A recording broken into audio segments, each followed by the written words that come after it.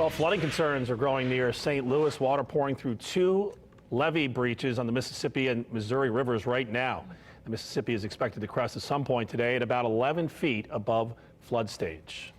Oh, these cities cannot win. Even more rain is expected to hit the area this week. Marcus Bailey joins us now. Marcus, you've been following this very closely for a couple weeks now. And late last week, we talked about it, that there was a record flood officially up in Davenport. That beat the 1993 big-time flood that's kind of been the benchmark. So let me kind of walk you through this, because the problem is it's not just the Mississippi River that's dealing with the flooding, but it's some of these feeder rivers like the Illinois River and the Missouri River that are all in flood stage, and they feed right into the Mississippi River. So that's only going to increase the issue. So you have multiple flood warnings. Again, the Mississippi River at Rock Island, so the Quad Cities in Iowa and Illinois, did achieve a record last week. That beat the 1993 crest. Now it is starting to decline a little bit, but still in major flood stage. And even though the forecasts are calling for this to continue to go down this week, you'll also see in the forecast that there is excessive rainfall in or around that area, around the Mississippi River, south of the Quad Cities,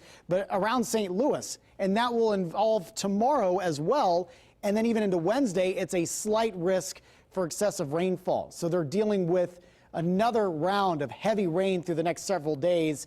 Likely or occurring flooding already along the Mississippi River and Illinois River, and that's only going to increase and continue to feed downstream. So this is going to be a long-term issue here, I think, for a majority of this month. We have a couple of write-ups now about all of the flooding going on in the Midwest on our website right now at wishtv.com.